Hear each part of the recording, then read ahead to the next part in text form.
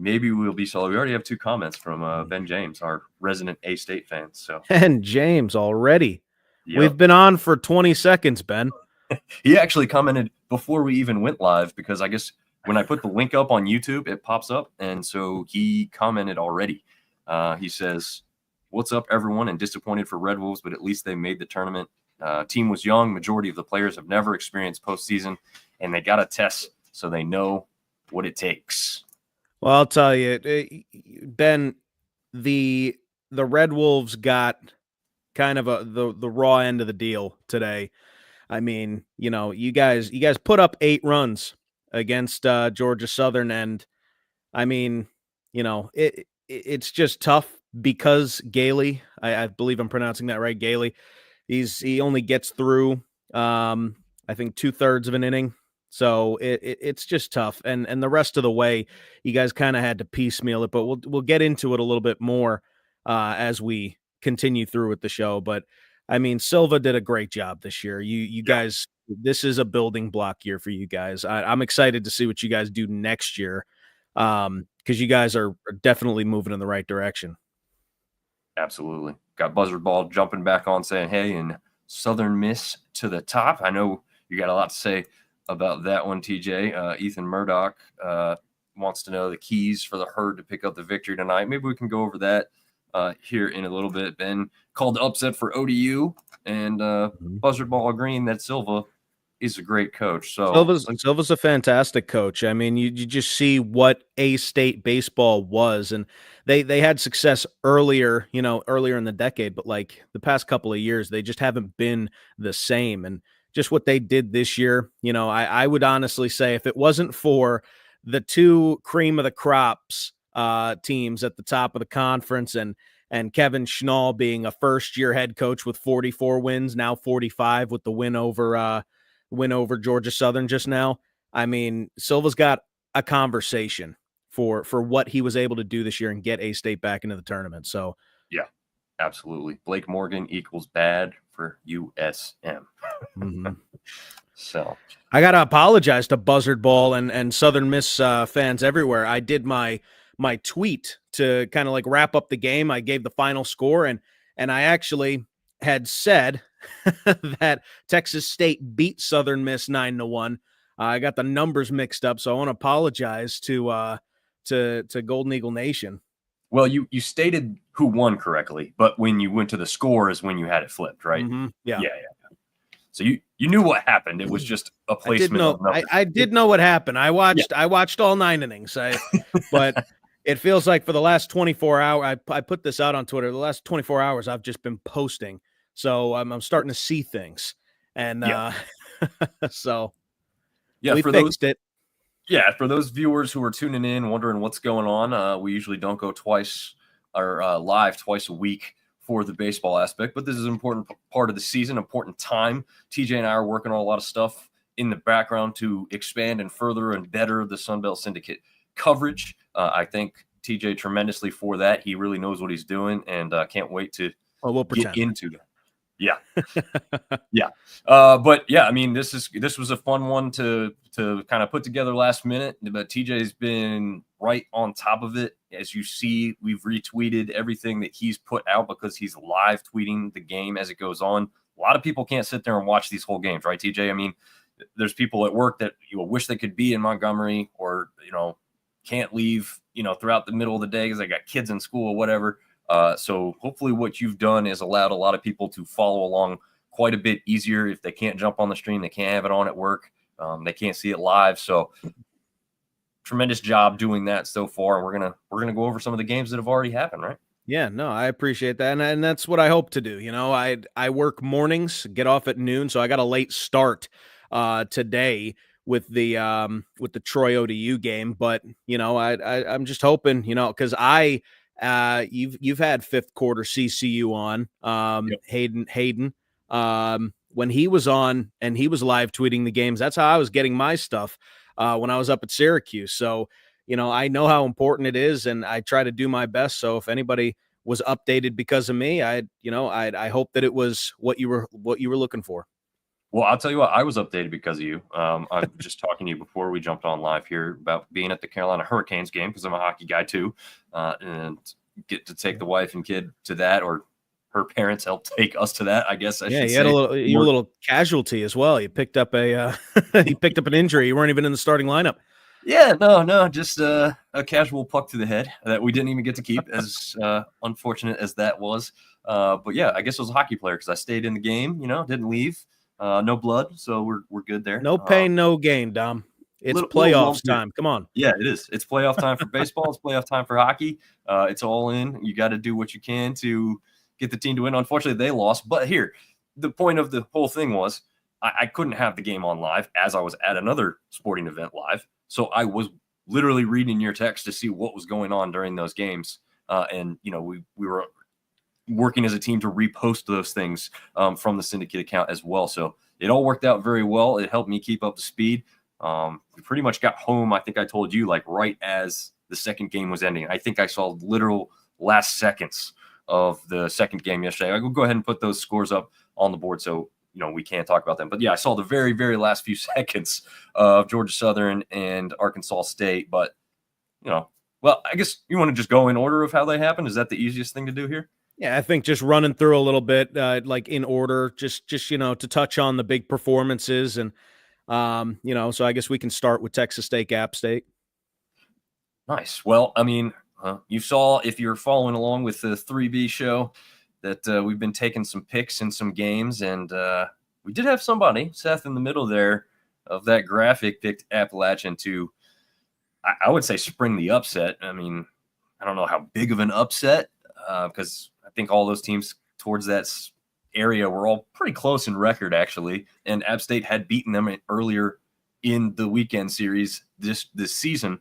But yeah, Texas State, not surprisingly, because of their success in midweeks throughout the year, some really big wins, gets the better of them. Only puts up 3, but I mean, App is, let's face it, struggled to put up runs here towards the end of the season. So what did you see, and who did you see that stood out to you the most in this one, TJ?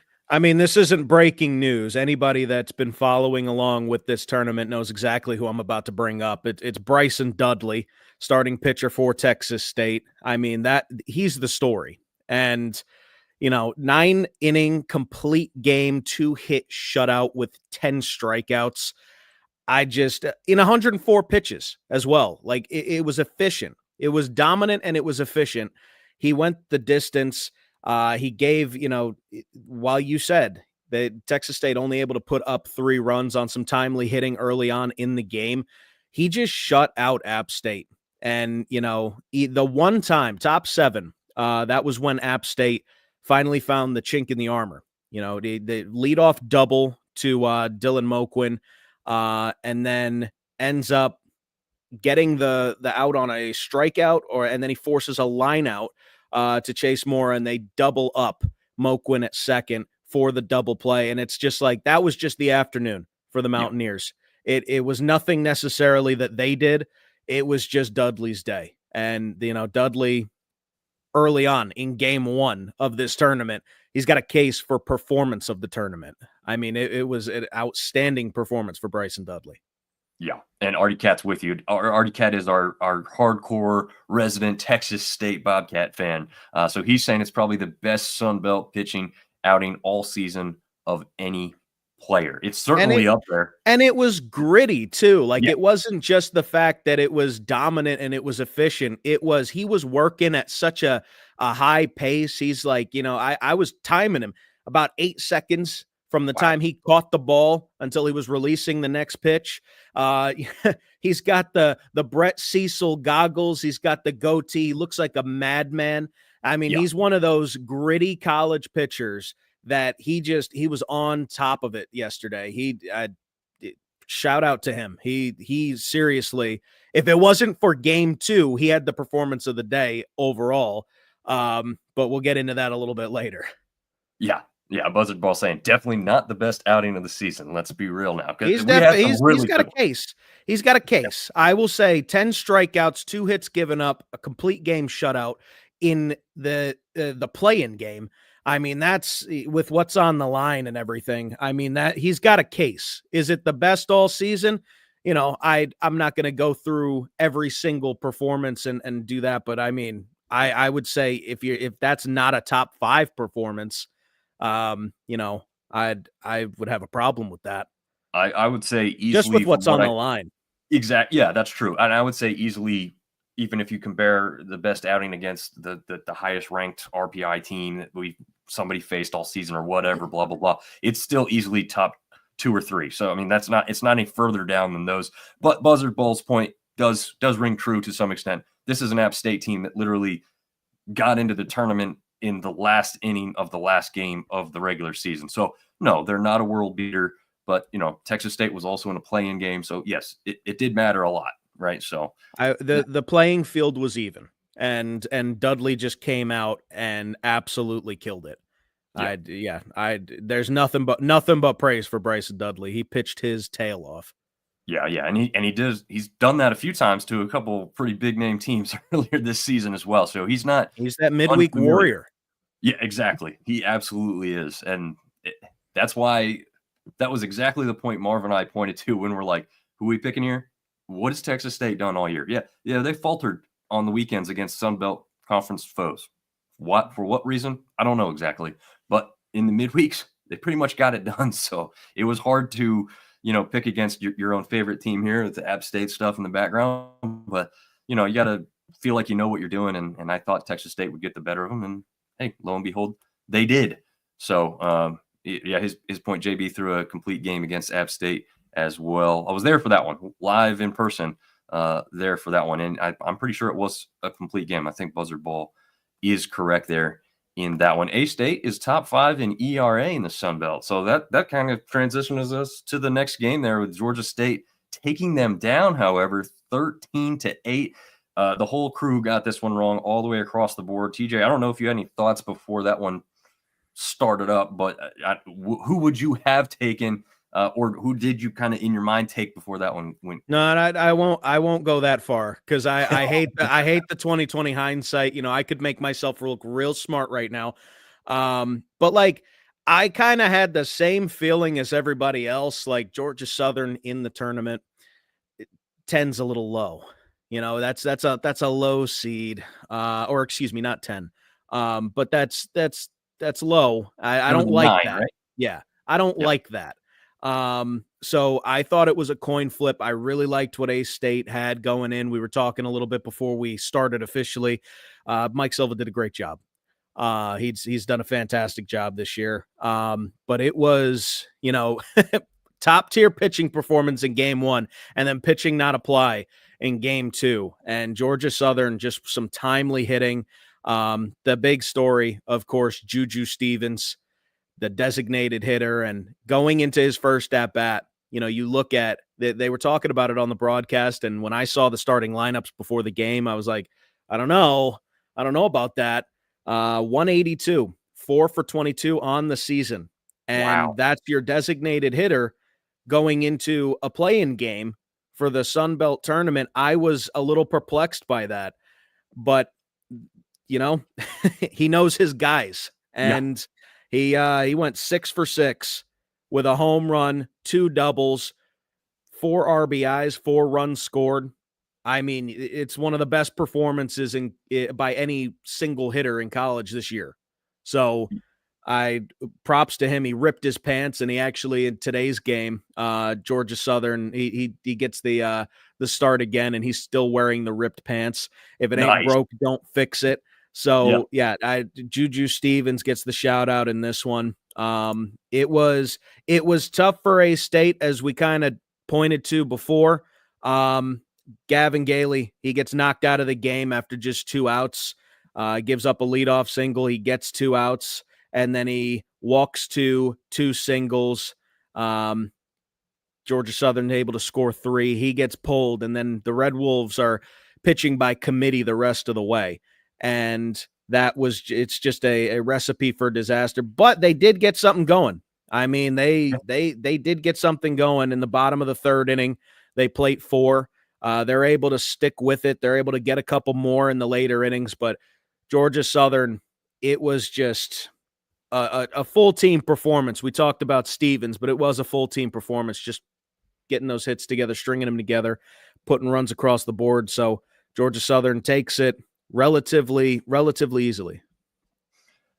Yeah. In the end, yeah. And then they jumped out, early, and I was like, okay, wow, I didn't see that coming. And then Ben actually messaged me that night, and he's like, man, I was hoping it would be kind of, I'm paraphrasing here, Ben, but like something along the lines of, I thought it was going to be a little bit more competitive, a better game, expected more.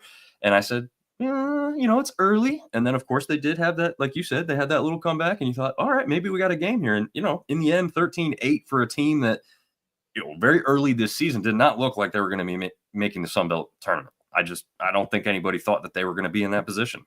And yeah, like you said, full credit to Silva for getting them there and putting on a little bit of a fight. I mean, it's not their best performance, but I mean, another thing that you have to talk about when it comes to why the Red Wolves weren't able to score more runs. Eight's a lot, but why they weren't able to get back into this game. You got a guy by the name of Jacob Phillips. He pitches 5 2/3 innings. He gives up only 4 hits, 2 runs, 8 strikeouts, 99 pitches in relief. I mean, that is another huge pitching performance.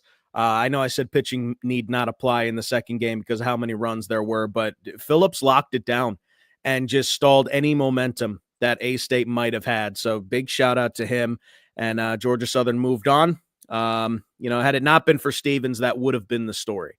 I made sure to shout them both out in my tweet, but they ended up going on to play Coastal Carolina tonight, and that game just wrapped up. It did, and we'll put those up on screen. But we'll start at the first one of the day, which was a pretty big surprise for some people. Some people actually were saying, and of course this is after the fact, so who knows how much truth it is, but they were saying they could have seen this one kind of coming because of how the season ended there for Troy. Again, swept by Southern Miss before the tournament started and knocking them out of the rankings in the D1 baseball rankings, I believe the first time all season. So tell us what you saw out of the Monarchs taking down the Trojans 4-2 in the first game of the day. Well, what I'll say is I saw something coming for ODU, not necessarily because of Troy getting swept by Southern Miss, because Southern Miss is the number 12 team in the land. I saw it because of ODU's last series of the season against Coastal Carolina.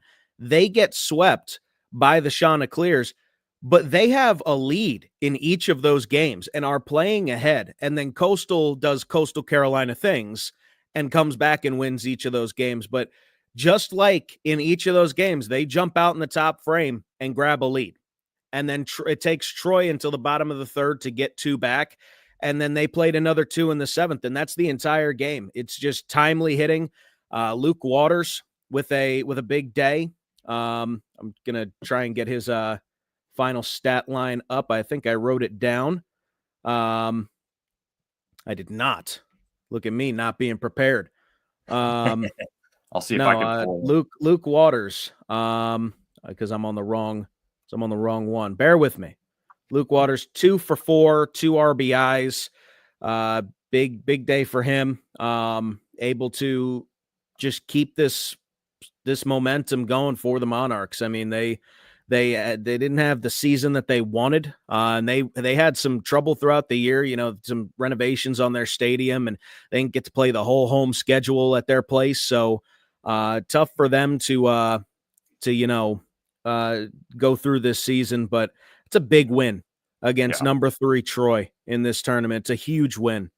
Yeah, I guess I didn't even realize they were playing between 2 different facilities this year. So they had one that was kind of around the corner, 5 to 10 minutes from campus. So not a big deal. That's okay. I think they played less games there. They played more games like almost an hour away. And it's not an hour when you look at the map, but it's an hour because of traffic is what I have been hearing and seeing from Monarch fans. So, people were giving a hard time about their attendance. Well, students aren't going to go out of their way, for a baseball game. Right. Especially after the beginning of the season when you're like, oh, okay, it's not the season that we all, hoped or wanted. So it is what it is. But next year, I expect it to be a lot better as their new stadium opens up. And Marshall just had one. You've seen what it's kind of done for them. Could that type of thing be in the play for ODU, who, again, they're a few players away from being right at the very top of this conference because with where they're at now, they're already close. So, going on a run here is maybe not all that surprising when you break it down. And look towards next year, it could be a very exciting Monarchs team when they hit the mound. But I'm getting ahead of myself. They're not done here. They won. They're in. They won the game of the they double they elimination. did win the game. Yeah. One more thing to mention about this game before we move on to Texas State Southern Miss. Garrett Gaines started the game for Troy. He has to leave 3 pitches into the 4th inning. So once again, that's another team that has to pitch by committee. Just an unforeseen circumstance. He ends up getting relieved by Colby Frieda, who you can never really prepare for a situation like that. Having to, it seems like it's Gaines' game for a while to come, and then he's got to get hot and immediately go in. So Gaines, he leaves the game after giving up 4 hits, 3 strikeouts, no runs. And, Frieda able to keep the Monarchs at bay, but it was just ODU getting those 2 runs in the 7th inning. And they pull out that victory against a very talented Troy team. That is a big win for them.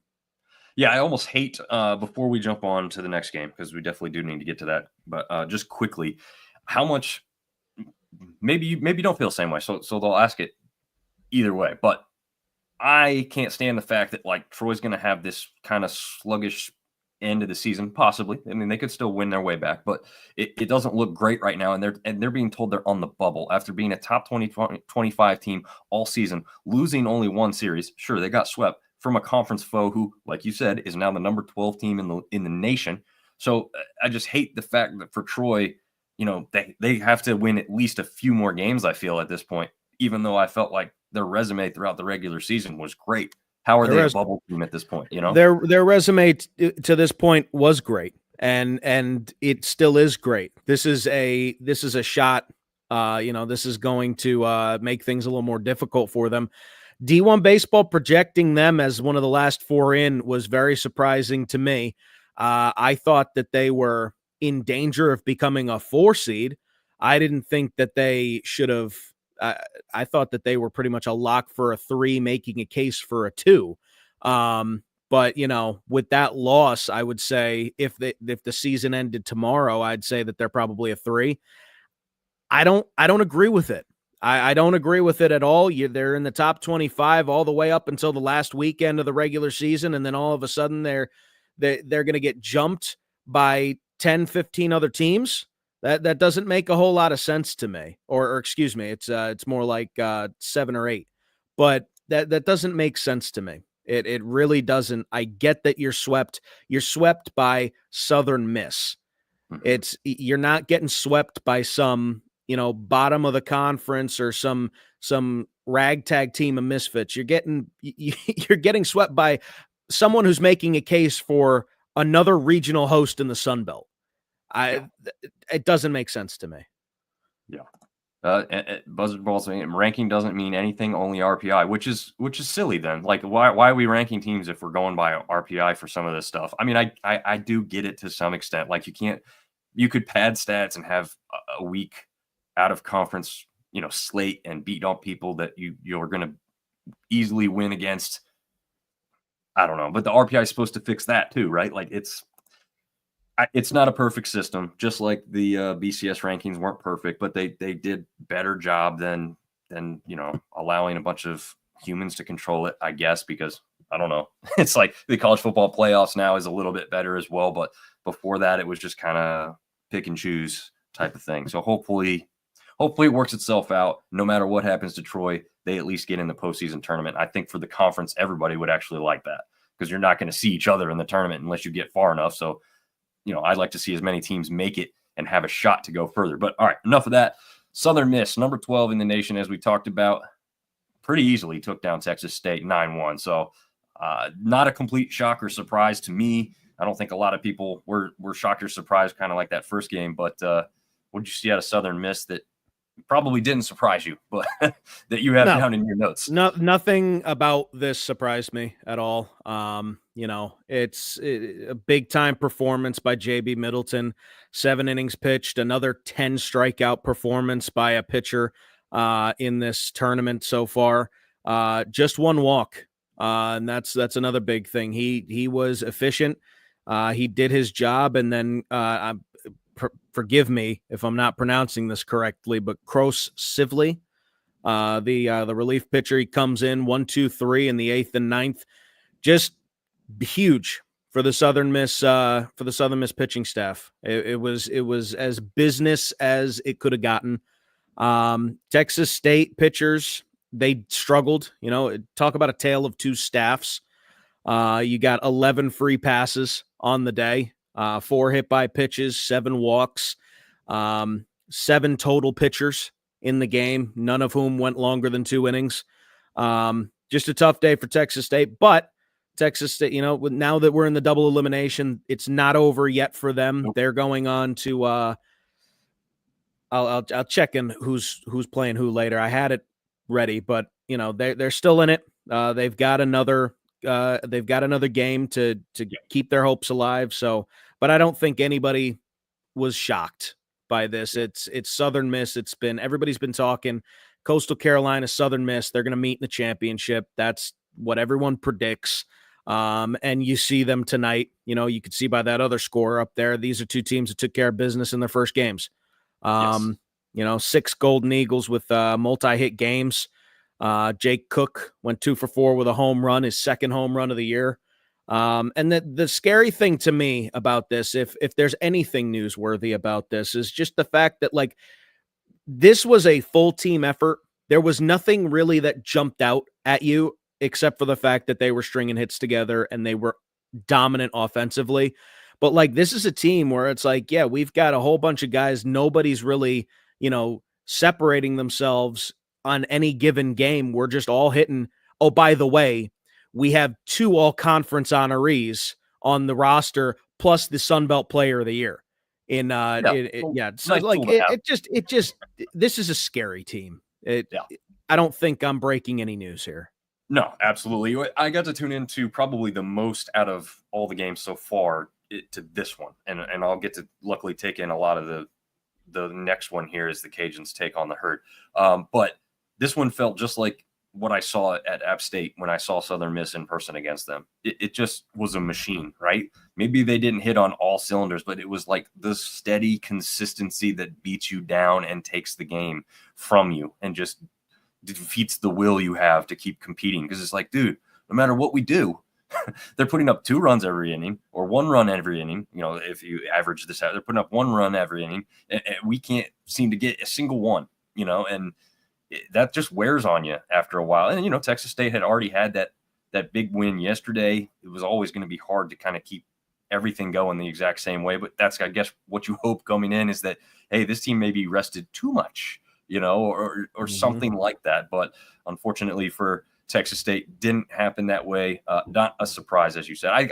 One thing I think Cross Sivley, apparently Cross. So that's the first name. That's thanks to Buzzer Ball for pointing that out there. You always question that, right? It's spelled a little differently. So do I pronounce it the same way I would if it was spelled the other way? But yeah, I mean, there was one point where JB Middleton, I think, there was at least 2 on, maybe the bases loaded, and it was the first time he looked like he was going to be in trouble all day. And then he throws, I think, 2 strikeouts in a row and gets out of the inning scotch-free. That's the kind of team you're seeing out of Southern Miss. Even when they bend a little bit, they don't break. So it is what it is. Southern Miss moves on, not surprisingly. TJ, let's go to your alma mater in Coastal Carolina, number 11, just 1 spot up from Southern Miss. So these 2 teams neck and neck, not only in the Sun Belt, also in the national rankings, also in the scoreboard for today.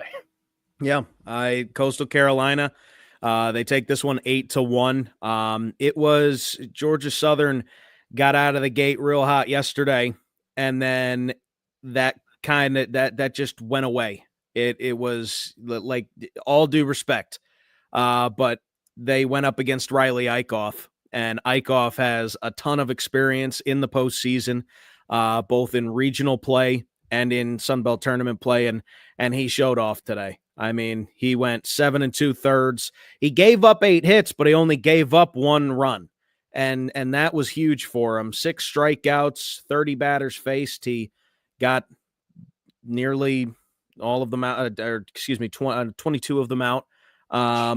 Yeah, Riley Eichhoff had a heck of a performance. He could have went 8. They decided to pull him after he I think he gave up a walk right at the end of his, or no, not a walk. He gave up a hit at the end of his outing. So he goes 7 2/3. Huge performance for him, but it's really the Coastal Carolina offense that stole the show as they usually do in years past. Every single starter got a hit. The only person who did not get a hit was a pinch hitter, Ty Dooley, who's coming back from injury, and he drew a walk. So every single batter got on base for Coastal Carolina. And you said machine when we were talking about Southern Miss. Coastal Carolina is just one of those teams. They are annoying to go up against because they are very good at what they do, and they are always looking for the next base. So, like, they get a single to lead off the inning, and then there's another single, and then he's going a third, right? Because he's going for the extra bag. And then the next guy hits a single the other way, and then he's going guy on first replacing the guy on third who scores. So it's just corners to corners each and every at-bat. And that's pretty much how they got the win tonight. No long balls. The one long ball was by Georgia Southern. Big shot off of the bat of name is escaping me. I didn't get a chance to write these notes down as the game just ended. Home run comes off of Parker, the shortstop. He hit a shot off the train out in left center field, off the train. Nice. So that was the one blemish for Eichhoff. That was the one hit he gave up. Coastal take care of business. Yeah, absolutely. I was lucky enough earlier today, again, away from work, but I had to drive a little bit longer, so I got to listen to a little bit more XM radio, which I love. We don't do any free ads on this program, so XM radio, you want to sponsor the show, we'll push you even further. Anyway, they had Joe Healy on, national writer for D1 baseball. It's got a specific to the SEC for the most part, but they did ask him, who's one of those teams that you could see coming out from one of these conferences that we don't hear as much about, which is unfortunate because we think we hear a good amount from the Sun Belt and we expect it. Coastal Carolina was that team. He said they've always got the bats. The bats are the most consistent thing they've had since the national championship, but the pitching has been down in the last year or so, but now they've got it both. So he said it's the offense combined with the pitching. That's a team that he thinks can make a deep run. So a specific call out to Coastal Carolina, specifically from a guy who writes a lot of national baseball news. So that's nothing to sneeze at there. And could bode well for Coastal Carolina. Yeah, and like to just build off of that, they said on the broadcast when they spoke to Kevin Schnall before the game, he's longtime assistant, 2 decades of experience under Gary Gilmore, both as a player and as an assistant coach at Coastal Carolina. He says this is probably one of the best teams, if not the best team that he's ever seen at Coastal Carolina. And they won the national championship in 2016. Like that that just goes to show how good this team is. And like you said, they have the pitching this year. The offense is still the offense. They can beat you with the long ball. They can beat you with the small ball. 1 through 9 can drop down a bunt. It is a tough team to go up against, especially this year, now that they have one of the best pitching staffs in the nation. So excited to see what they can do. Absolutely. Has this next game against the Cajuns and Herd started just yet from what you can see? Has not started yet. I've got it up in the corner over there. My event is still starting soon, according to ESPN. Gotcha. So has not started. A couple quick thoughts as we go into that, and then anything you'd like to share. And then I have one extra thought or question, really more specifically for you before we get out of here. But I think the Herd come in a little bit hotter than Louisiana do, but the Herd also don't have the pedigree that Louisiana does in this tournament specifically and as a program overall. So you're kind of saying, is it kind of even in that case then? Because, Marshall hasn't been there, done that too much in the Sun Belt Conference tournament just yet, while Louisiana has done it repeatedly over the years. Just last year went on a pretty good run in this tournament to make the NCAA tournament, and they needed to because otherwise they weren't going to make the tournament. So can that type of run happen again? The thought process that I had is again, I don't know how much it's going to mean this year. Didn't mean as much as I thought it would last year. Marshall strung 9 wins together at one point this season. Louisiana's longest win streak, just 4 games. What does that mean? All I'm trying to think is, can you string games together in succession enough to win a tournament? I think Marshall's better built for that this year, but again, my question is at this point, and the reason I picked Louisiana to win this matchup tonight as the nightcap, I think that the been there, done that aspect might be a little bit surprising. We saw ODU kind of come in and do it to Troy as a surprise. This one wouldn't be as shocking to me, and that's why I was leaning on the upset here on this one. But I don't know if you have any thoughts specific to the Marshall-Cajun matchup. As we said, the rematch from the football conference championship as well, so a little extra underlying tones to that one as well. I would say that on any given season in college athletics, I'm a big "what have you done for me lately" kind of guy. Just because of the roster turnover and, what happened last year and the year before might not affect this year. That being said, the Cajuns are a very, very highly touted program, and I'm not going to take anything away from that and just what they've been able to do. That being said, Marshall took 2 games from Southern Miss this year. So I think it's a coin flip.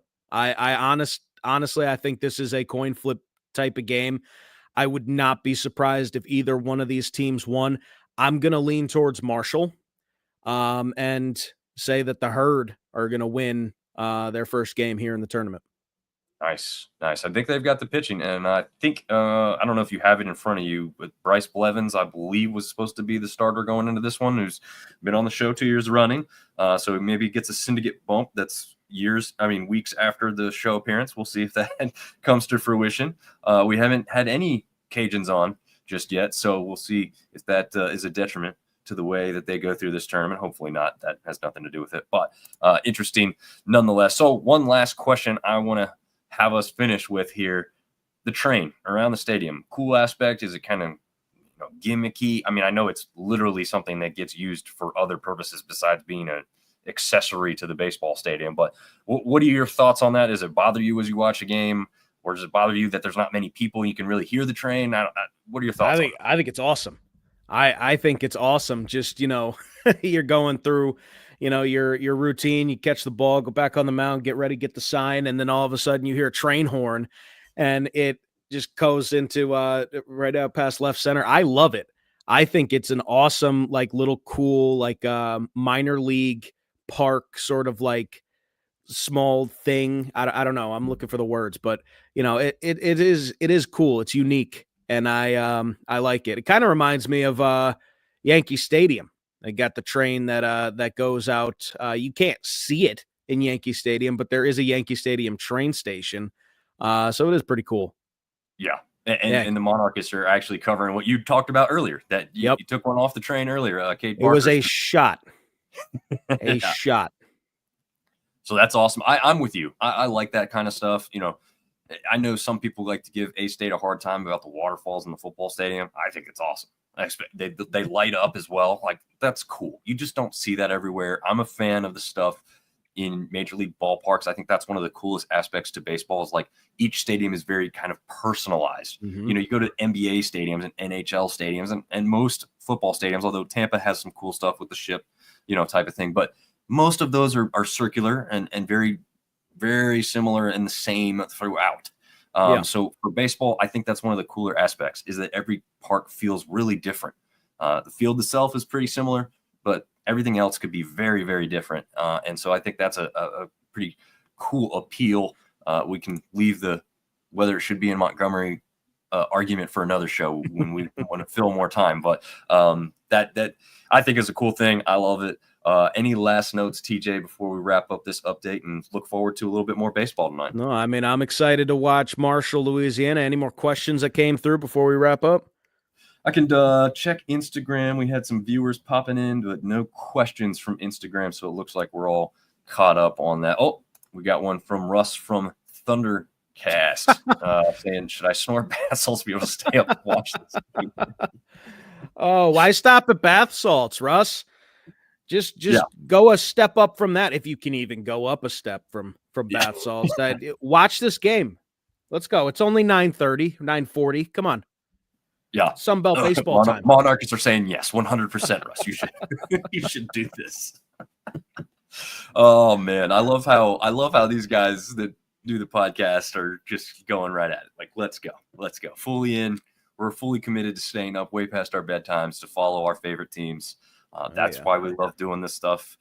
Beautiful thing is we have free will. We're adults. We don't have bedtimes anymore. So just think about that. Yeah. Yeah. I Trust the monarchists. I haven't even had a good night's sleep since we started this thing a few years ago. So it's all out the window. Let's just do it. What is sleep? You sleep when you're dead, Dom. It's fine. It's true. I will at some time. I will. Usually at the weekends, I really recover from the weekdays. It's like what John Rothstein says all the time. He just tweets out, "We sleep in May after the tournament. We sleep in August. That's when we're July. Whenever the thing is, the Omaha. Yeah, we sleep in July. That's fine. Yeah, and then we sleep for like a week, and then we get ready for football. Days, and then football. Yeah, it's just full steam ahead because if you're not already prepping for football, you're already behind. So we do not sleep.